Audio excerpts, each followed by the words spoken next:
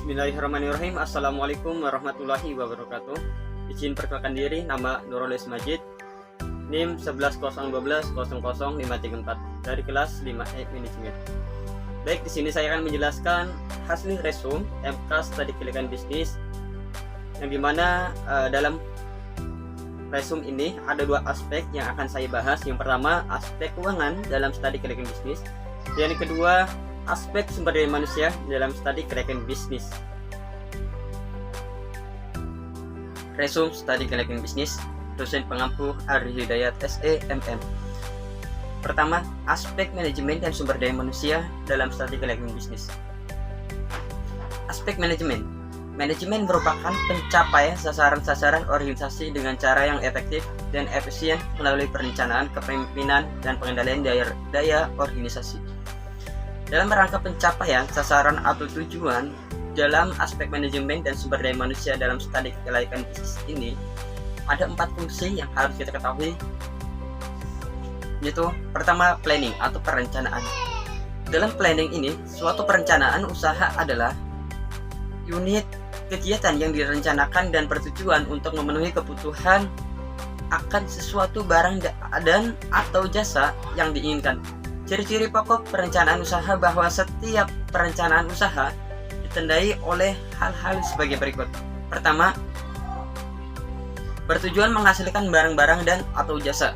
Kedua, memerlukan suatu investasi, modal, tenaga kerja, manajemen, ataupun hal-hal lain. C.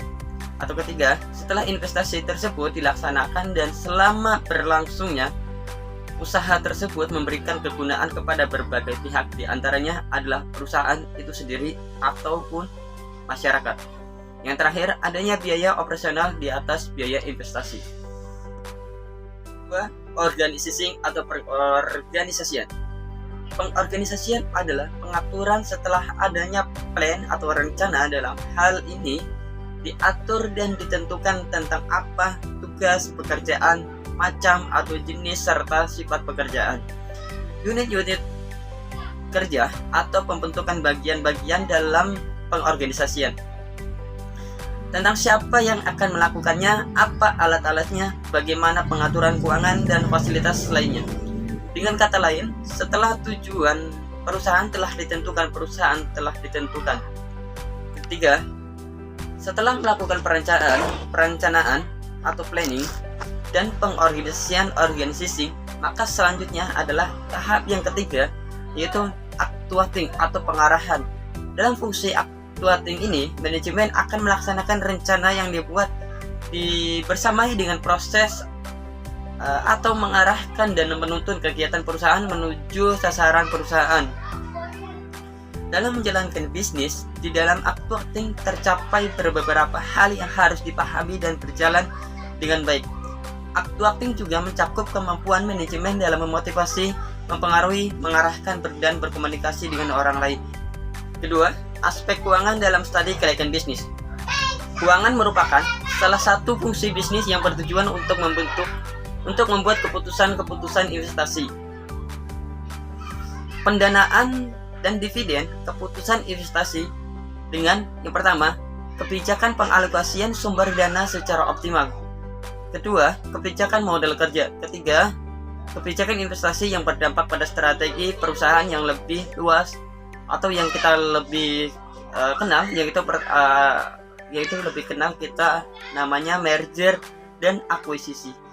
Ini dikutip dengan para ahli yang dinamakan Damodaran pada tahun 1997.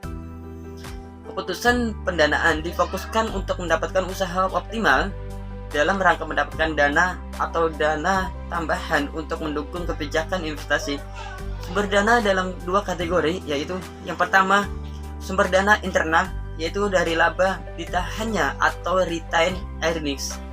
Kedua, sumber dana eksternal. Sumber dana eksternal yaitu dalam bentuk utang yang meliputi penundaan pembayaran utang, pinjaman jangka pendek sebagai tambahan modal kerja, dan pinjaman jangka panjang obligasi sebagai dana investasi.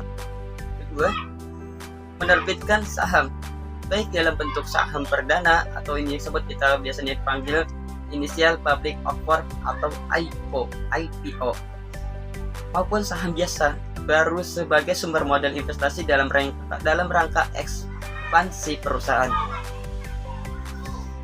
Masalah utama dalam mengoptimalkan keputusan pendanaan adalah menetapkan struktur modal atau utang dan ekuitas yang optimal sebagai asumsi dasar dalam memutuskan berapa jumlah dana dan bagaimana komposisi jumlah dana pinjaman dan dana sendiri yang ditambahkan untuk mendukung kebijakan investasi, sehingga kinerja keuangan perusahaan dapat tumbuh secara sehat. Di samping itu juga, komposisi struktur modal harus pula dipertimbangkan hubungan antara perusahaan, kreditur, maupun pemegang saham, sehingga tidak terjadi konflik. Ini dikutip oleh para ahli yang bernama Saragi, Manurung, dan Manurung pada tahun 2005.